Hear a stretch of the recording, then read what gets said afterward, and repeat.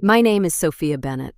I am 59 years old, and on December 22nd, I stood in my kitchen in Madison, Wisconsin, with my phone pressed to my ear while my brother calmly explained that Christmas Eve at the family house had become more of a high-level networking night, and that my presence would probably make everyone uncomfortable. He said it gently, almost professionally, as if he were canceling a meeting instead of cutting me out of my own family. I remember staring at the framed photo on my counter while he talked. In that picture, I was younger, laughing with flour on my cheek. Everyone was crowded around me, smiling, as if I still belonged at the center of the frame. By the time the call ended, I no longer felt like a person in that photograph. I felt like something someone had edited out. I did not cry. I did not beg. I only said, "I understand," even though I understood far more than Ryan realized. He thought he was pushing aside an older sister who no longer mattered. What he did not know was that I had spent 25 years building the company he now used as a stage, and I had finally stopped confusing blood with loyalty. I spent Christmas Eve alone in my apartment. Then just after midnight, my parents called, their voices shaking, asking me what was on the news. When people hear what happened later, they always assume the betrayal began with one dramatic moment, one signature, one lie, one explosion at a dinner table. It did not. It started the way family betrayals usually start, small enough to dismiss, repeated long enough to normalize. I founded Fingard 25 years earlier with 2 other risk analysts in a rented office above a shuttered furniture store on the east side of Madison. We were building fraud detection architecture for mid-size financial institutions long before that phrase sounded glamorous enough for investors to repeat on podcasts. I wrote the first core detection models myself. I lived on gas station coffee. I slept under my desk twice a week. I learned very early that when a woman builds something from the ground up, people admire her right up until the moment they can imagine taking it from her. My brother Ryan joined the company much later after business school, after polished suits, after learning how to smile with all his teeth while saying absolutely nothing. He was 10 years younger than me. He was charming in rooms where I was direct. He was quick with people in ways I never cared to be. At first, I was proud of him. I thought he would strengthen what I had built. Instead, he studied it. He learned which investors responded to confidence more than competence. He learned which board members preferred a clean story over a complicated truth.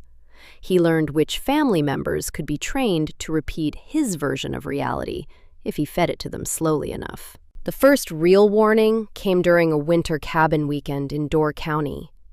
Ryan called it a family reset. He said we all needed time away from phones and city noise. My parents came up from Florida, and for one fragile evening, it almost felt real. There was wine by the fire, card games, old stories, and the kind of warmth that makes you ignore the splinters sliding into your skin. After dinner, Ryan drifted beside me on the deck while snow blew off the lake. He asked about the compliance engine I had been developing quietly for 2 years. He framed it like admiration. He wanted to know how I was getting the model to flag layered behavior patterns without drowning analysts in false positives. It was the kind of question only someone paying close attention would ask. I answered more than I should have. Not source code. Not enough to replicate it cleanly, but enough to sketch the architecture. I remember seeing the reflection of his phone screen in the glass door for half a second before he pocketed it. At the time, I told myself I was imagining it. Weeks later, I found phrases from that conversation inside an internal strategy memo that had my brother's name all over it, and mine nowhere. They were not identical. They were not enough for a simple accusation. But they were close enough to make my stomach drop. When I confronted Ryan, he smiled and said we were aligned thinkers. That was his favorite trick. He never denied the theft. He dissolved it. He turned it into overlap, synergy, shared vision. Then he got to my parents before I did. Suddenly I was hearing that I had become difficult, territorial, unwilling to share. Maybe a little bitter about getting older in a young industry. My mother asked me why I could not just be happy Ryan was good with people. My father said I had always been brilliant, but I lacked polish. Lacked polish. I had built the machine they were now applauding, and somehow the family conversation had become about my tone. What made it worse was that part of me still wanted to believe I was overreacting. That is the cruelty of betrayal by family. Your instincts scream long before your heart will testify. So I started documenting quietly. Email threads, meeting notes, timestamped development logs, repository snapshots, voice memos after every strange conversation. I met with an intellectual property attorney in Milwaukee under the excuse of a compliance conference, and I spent 4 straight hours creating the paper trail I should have created much earlier. He told me something I still remember word for word. The most dangerous thief is the one who believes access is ownership. I signed every document with shaking hands, not because I doubted Ryan anymore, but because I hated what accepting the truth meant. It meant my brother did not simply want success. He wanted a version of success where I became invisible inside my own life. And still, because families train us to hope against evidence, I gave him one more chance. I agreed to attend a private strategy meeting at Fingard, and I kept my explanations high level. I never gave him the proprietary framework. I never gave him the model weights or training pathways. But I underestimated how much a clever opportunist can steal from edges, structure, and confidence alone. Ryan did not need the whole thing. He only needed enough to sell the illusion that it was already his. If you have ever been made to feel paranoid for protecting what you built, you know the loneliness of that stage. You begin asking yourself whether you are cold, selfish, ungenerous. In truth, you are usually just standing alone, a few minutes ahead of the lie. The moment I stopped doubting myself arrived in Chicago in November, though I was not supposed to be there. Ryan told me the annual investor gala was a closed-door event. Routine, nothing strategic, mostly networking and donor maintenance. I might have believed him if he had not looked so pleased while saying it. That night I was in my apartment reheating soup I barely wanted when a former colleague texted me a LinkedIn livestream link with one message. "Were you aware of this?" I clicked. There he was, standing on a stage under sapphire lighting, the Fingard logo spinning behind him, accepting an Industry Innovation Award for a transformational predictive compliance engine that was unmistakably based on the system I had built. He did not say my name once. He thanked the board, he thanked the advisory team, he thanked his wife, he even thanked our parents for teaching him resilience. Then he clicked through slides that made my chest go cold. Not just broad concepts this time. He had my structural language, my flagging hierarchy, my prioritization logic. He even used one visual metaphor I had written in a private note months earlier, comparing hidden financial risk to weather forming below the radar line. I sat frozen on my couch while the comments flooded the live stream. Visionary. Brilliant. Future of compliance. Then the camera cut to the banquet tables where my parents were smiling like they had personally engineered him. That was the night something in me hardened. Not into rage. Rage burns too hot and too fast. What settled into me was precision. I called my attorney first. Then I called a journalist I trusted, a woman in New York I had met years before on a panel about regulatory ethics and invisible labor in tech. Her name was Tessa Monroe, and she had the kind of mind that did not get seduced by charm. I told her I was not ready to speak on record yet, but I wanted her to understand what I had. By the end of that call, she had gone very quiet. Then she said, "Sophia, if your documentation is what you say it is, this is not a family dispute. This is a fraud story wearing a family costume." That sentence changed everything for me. At the same time, Ryan escalated the isolation at home. Thanksgiving approached and I heard nothing. No invitation, no schedule, no vague excuse, nothing at all. On Thanksgiving morning, I opened social media and found a professionally shot carousel of my family gathered at my parents' rented lake house in Florida. Matching linen, curated laughter, candles, expensive tableware. Ryan at the center carving the turkey like some benevolent king. My mother had captioned it, "Grateful for the ones who show up for each other." I stared at that sentence for a very long time. It is amazing how cruelty becomes most visible when someone decorates it. That same weekend, I made the real decision. I would not only expose what Ryan had done, I would remove the ground beneath the version of reality he was standing on. I called 2 senior engineers who had quietly left Fingard over the past 3 years, after complaining off the record that leadership kept burying the people doing the actual work. One was in Minneapolis, the other was in Denver. Both had watched Ryan rise by presenting other people's labor as polished strategy. Both said yes before I finished my offer. Within 2 weeks, we had the skeleton of a new company, Ledger North. It was not flashy, it was not sleek, it was just honest. We designed it around the engine Ryan had tried to parade as his breakthrough, except this time, it would go to market under the name of the person who had actually built it. People like to imagine revenge as one explosive act, but the most effective revenge is often administrative. Contracts, logs, witnesses, backups, dates. If anger is thunder, documentation is climate. By early December, Tessa had seen enough evidence to begin building her piece under embargo. My attorney had letters ready for the board, for investors, and for Fingard's outside counsel. I had secured independent validation of my original development timeline from 2 academic specialists and 3 archive test environments. There would be no misunderstanding defense left when this broke. Then Ryan called 3 days before Christmas and told me not to come. He said the house would be full of clients' board contacts, people who might feel awkward given my recent tension with him. Recent tension. As if I were the social problem in a room full of theft. I listened until he finished, then asked one question. "Does Mom know you're saying this to me?" He paused a little too long before answering. We all agreed it would be easier. That was the moment I understood something I had resisted for years. Ryan might have started the betrayal, but my parents had chosen the comfort of his version. Sometimes the deepest wound is not that one person harms you. It is that everyone else finds it more convenient to call the harm complicated.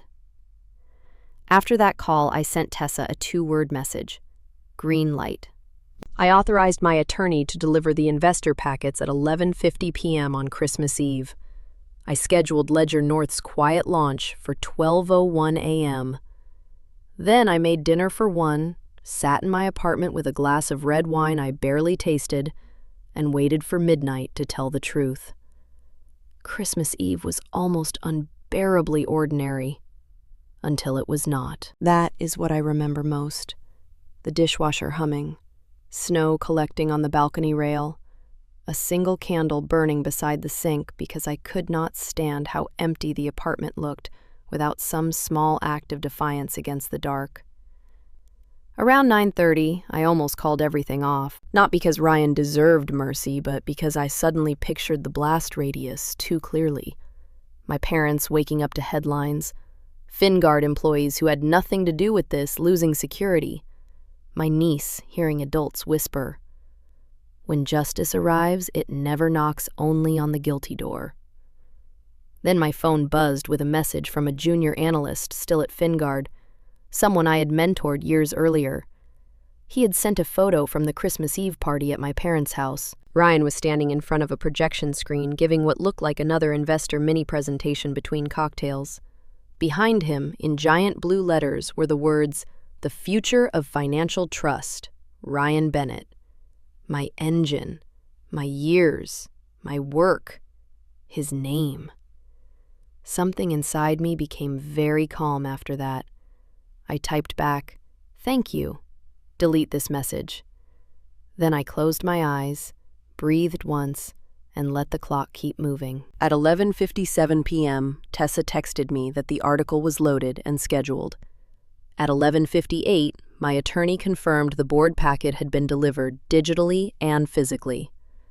At 11:59, Ledger North's website went live in stealth mode. I stood by the window, watching snow fall between the buildings, and thought about the first winter I had built FinGuard from a folding table and a borrowed server.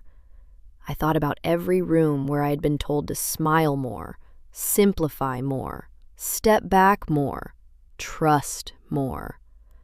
I thought about every time I had accepted being diminished in order to keep the peace. Midnight came quietly. Then my phone detonated. First came a string of email notifications, then text messages, then missed calls stacking so fast the screen blurred. Tessa's article hit exactly at 12 a.m. The headline was brutal in the cleanest possible way. FinGuard executive accused of misrepresenting sister's proprietary risk engine as company innovation. The piece contained timeline evidence, internal documents, investor materials, expert validation, and a statement from my counsel confirming formal action. It did not read like gossip. It read like gravity. 1 minute later, Ledger North's launch statement posted publicly, with my name attached as founder and lead architect. At 12:04, the first investor statement hit. At 12:06, Ryan called. I let it ring twice before answering. The first thing I heard was noise. Voices, glass, footsteps. The unmistakable sound of a room collapsing socially in real time. Then Ryan's voice came through, breathless and furious. "What did you do?" I remember looking at my reflection in the black window as I answered. I told the truth. He started shouting immediately. Defamation, malice, family, timing, Christmas.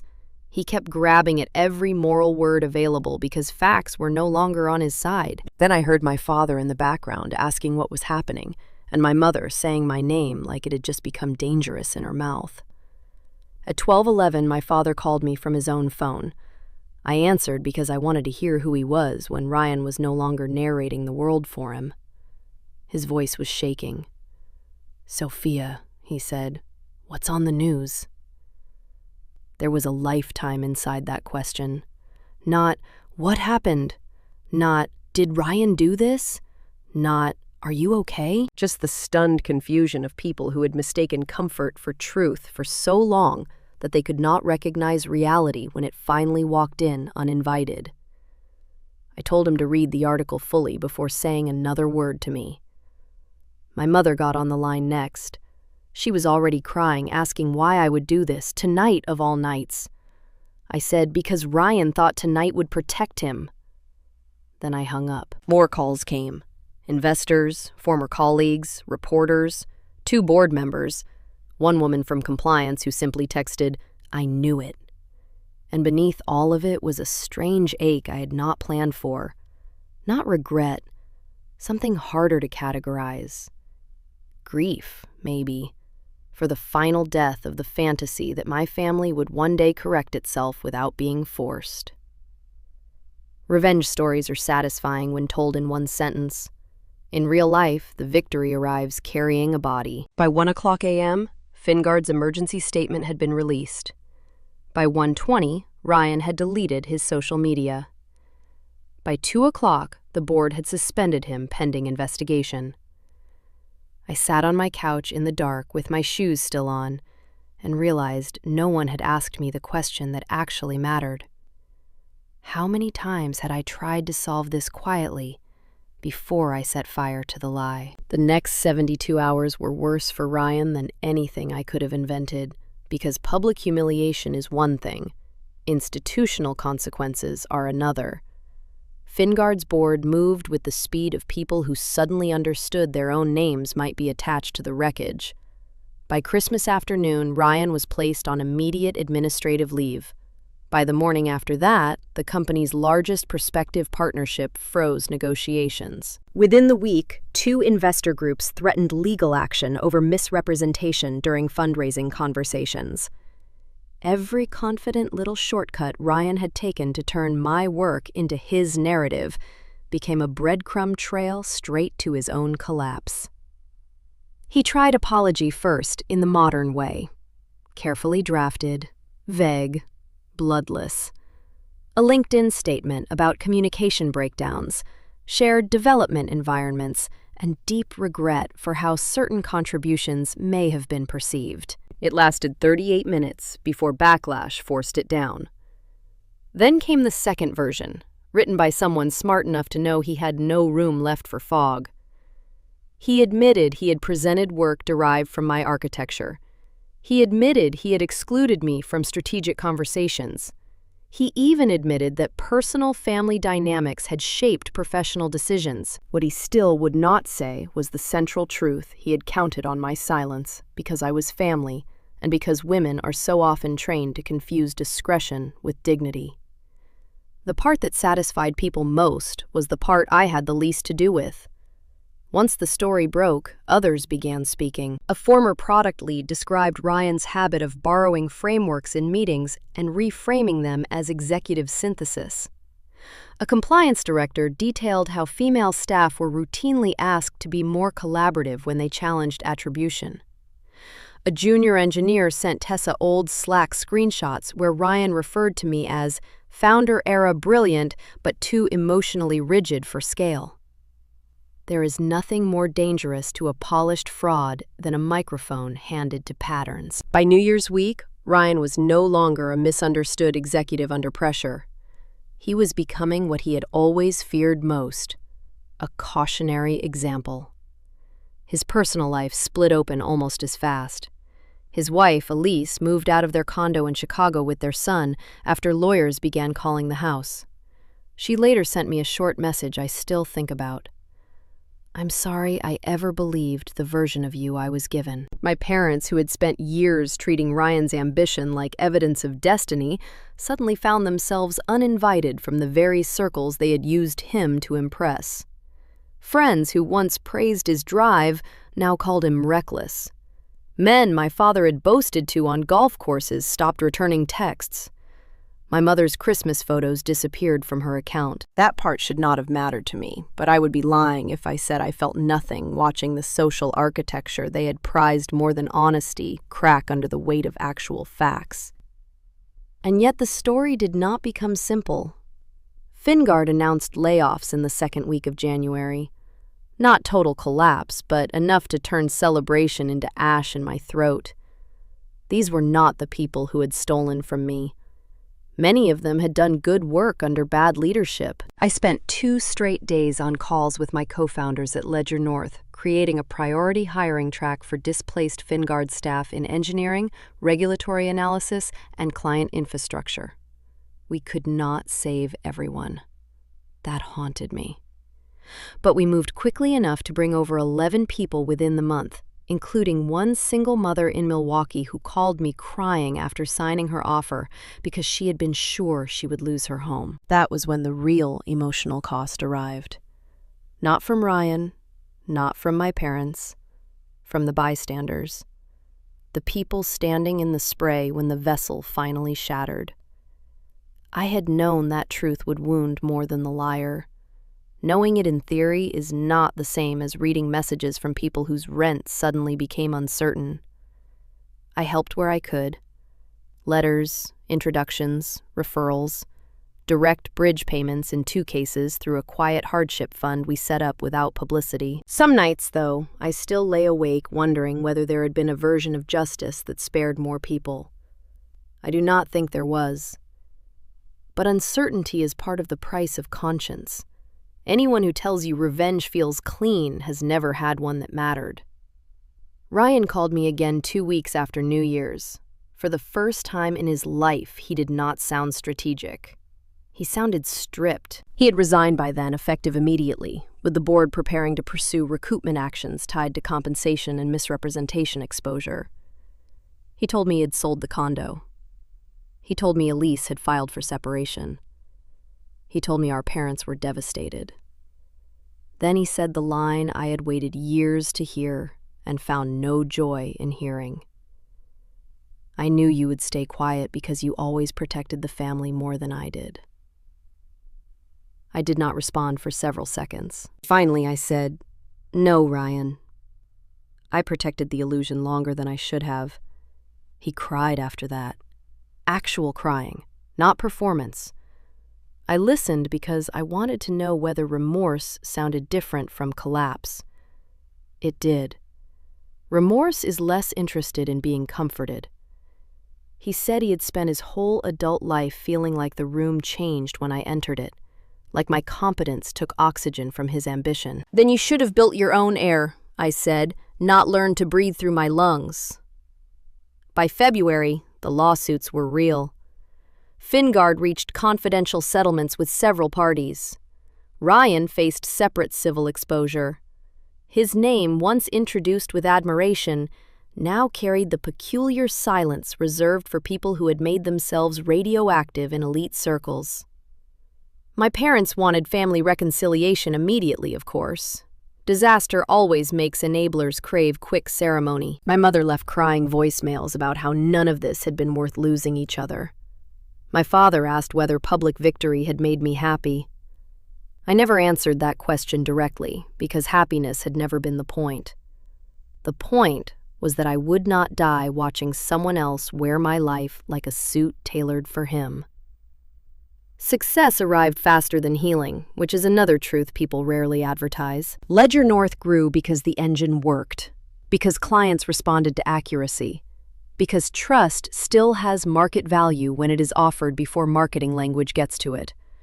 By spring, we had signed banking groups in Wisconsin, Minnesota, and Illinois.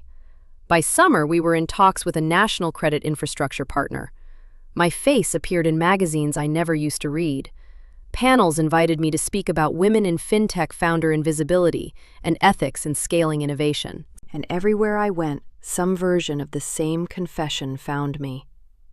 A woman in compliance, whose male manager kept presenting her work as team refinement. A 53-year-old data architect who had been told she was brilliant but no longer client-facing enough to lead. A founder pushed out of her own company after teaching her younger co-executive everything he needed to displace her. My story stopped belonging only to me. That was both burden and balm. But private life moved more slowly. Ryan did not rebound. He relocated to Milwaukee, rented a one-bedroom apartment above a dental office, and took an entry-level operations role at a mid-sized logistics software company, where no one cared who his sister was. He texted me once after his first day. I spent 8 hours updating dashboards for a man who is 28.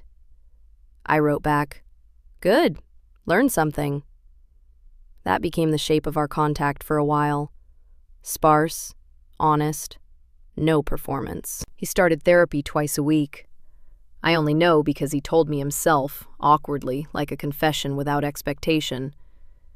He said the therapist asked him why admiration had mattered more to him than integrity. He said he did not have a good answer. I believed him. My parents were harder. Shame made them sentimental, and sentimentality is often just denial in nicer clothing. They wanted brunches, long talks, holidays restored, photos to prove survival. I refused all staged tenderness. I met them once in April at a quiet restaurant in Madison and said what should have been obvious years earlier.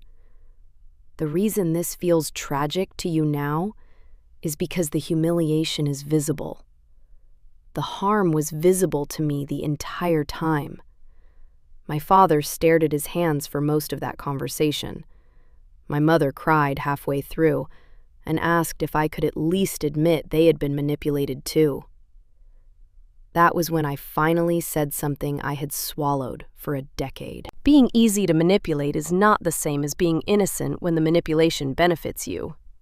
She did not know what to do with that sentence. Neither did he. And still, despite everything, life kept layering tenderness into the spaces destruction had emptied. My niece Emma found her way back to me first. She was 13 by then, old enough to notice who vanished from family stories and smart enough to question why. One Saturday in June, I received a handwritten note in the mail. No return address. Same as years before when she used to send drawings secretly. Inside was a folded page that said, "I don't think you were the problem. I miss you. If I text you, will that make things worse?" I sat at my kitchen table with that note and cried harder than I had the night the article went live. Not because it broke me, but because it proved some thread had survived. I texted the number she had tucked at the bottom. She replied within 30 seconds. We started slowly.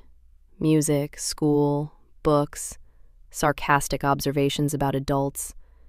Eventually, she told me Ryan had apologized to her too. Not for the scandal itself at first, but for teaching her without meaning to that love in our family was something you earned by being useful to the loudest person in the room. That sentence stayed with me, maybe because it named my childhood too. By late summer, Emma was spending one Saturday a month with me in Madison. We baked, we walked the farmer's market, we argued about movies. We carefully avoided turning every visit into a moral lesson. Sometimes, repair begins only when you stop using people as witnesses for your pain. She once looked at me over coffee and asked, "Do you hate him?" She meant Ryan. I thought for a long time before answering. "No," I said. "I hate what he practiced until it became his reflex." She nodded like that made immediate sense. Professionally, I tried to convert what had happened to me into structure, not myth. At Ledger North, every major contribution was logged visibly. Attribution protocols were formalized. Promotion panels required documented evidence, not only executive narrative. Mentorship for women over 40 was not a side initiative. It was built into leadership expectations. I was not interested in becoming one more woman celebrated for surviving a machine she then leaves unchanged for others. If the story had meaning, it had to become policy somewhere. Still, there were nights the loneliness returned without warning. Not the loneliness of exclusion anymore, but the loneliness of becoming the person who told the truth and then had to live as the embodiment of it. People started calling me brave, as if bravery were an aesthetic instead of a wound that calcified correctly. On those nights, I would look at the old photo from years before everyone flower-streaked and smiling around my kitchen island and let myself grieve. Not because I wanted that exact family back, but because I had once worked so hard to deserve something no one should have to audition for. Love, credit, place, home. Time does not heal everything. What it does, if you are lucky, is separate your worth from the hands that mismeasured it. The next Christmas came with less drama and more truth, which turned out to be harder in some ways and gentler in others. I did not go to my parents' house on Christmas Eve. No one asked me to. That was progress. Instead, I hosted dinner at my apartment in Madison for a small chosen group.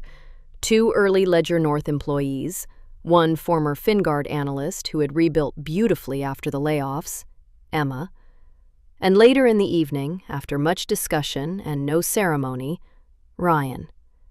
Not because everything was repaired, not because he had earned restoration in 1 year, simply because some consequences are served best not by exile, but by proximity to the life you damaged and no longer control. Ryan arrived with a pie from a bakery down the street and the careful posture of a man who had finally learned that entrance is a privilege, not a birthright.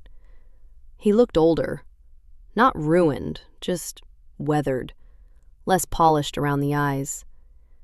He hugged Emma first, then stood awkwardly in my doorway until I stepped aside. "Come in," I said. No music swelled. No miracle happened. He helped set the table.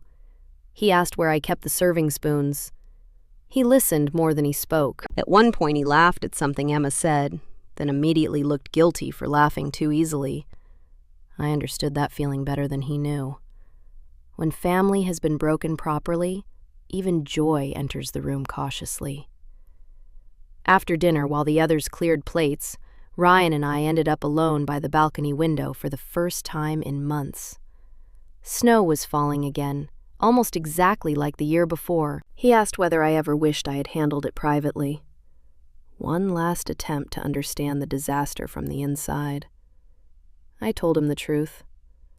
I wish you had given me a private solution when I begged for one. He nodded once, eyes on the glass.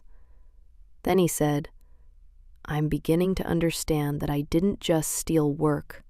I stole context. I made everyone think your value was optional. That was the most honest sentence he had ever spoken to me. More honest in some ways than, I'm sorry. I answered yes. And rebuilding after that takes longer than public disgrace. He said, I know. For once, I thought he might actually mean it. My parents came on Christmas Day for coffee only. 1 hour, no photos, no talk of putting the past behind us. My mother brought an awkward poinsettia, and my father brought nothing, which felt almost more appropriate. They sat on my couch like visitors in a house they had once assumed would always be theirs emotionally. We spoke about Emma's school, the weather in Florida, and the expansion of Ledger North. Then my father did something I never expected. He looked at Ryan, then at me, and said I confused charisma with character. He did not dress it up. He did not ask to be comforted. It was not enough to erase anything, but it was the first adult sentence I had heard from him in years. My mother cried quietly beside him, but did not interrupt. That restraint from her was its own small revolution. When they left, Emma stayed behind to help me clean up. She asked whether this was what forgiveness looked like. I told her forgiveness is not a door. It is a set of boundaries that stop requiring blood every time you touch them. She thought about that while drying plates, then said, So maybe it's not warm yet, but it's not dangerous in the same way. I smiled because 13-year-olds sometimes speak with more precision than adults in therapy. Exactly, I said. I am telling this story now because too many people still confuse family loyalty with self-erasure. They think if the person hurting you shares your blood, your silence becomes noble. It does not. It becomes useful to the wrong people. The lesson I learned too late is not that you should destroy everyone who betrays you. It is that you must document reality before someone louder edits it. Protect your ideas. Protect your name. Protect the version of yourself that knows what happened even when everyone else seems more comfortable with the counterfeit story. And if the person trying to make you small is your parent, your spouse, your boss, or anyone else, remember this. Love that requires your invisibility is not love. It is appetite. Ryan still has years of work ahead of him. My parents still carry the shame of what they enabled. I still have mornings when I wake from old dreams and have to remember that I no longer live inside their version of me. But I also have a company with my name on it. I have a niece who texts me terrible memes at midnight. I have work that saves other people from getting swallowed whole. I have a life that no longer depends on being welcomed into rooms built on my own disappearance. So if you have ever been treated like the difficult one simply because you refused to vanish, listen to me carefully. You are not too much. You are not bitter for remembering. You are not cruel for drawing a line where someone else kept drawing from you. Sometimes the most important thing you can do is stop protecting people from the consequences of what they chose to do in broad daylight. If someone you loved built their comfort out of your silence, and one day you finally told the truth, would you regret the fire, or would you regret waiting so long to strike the match?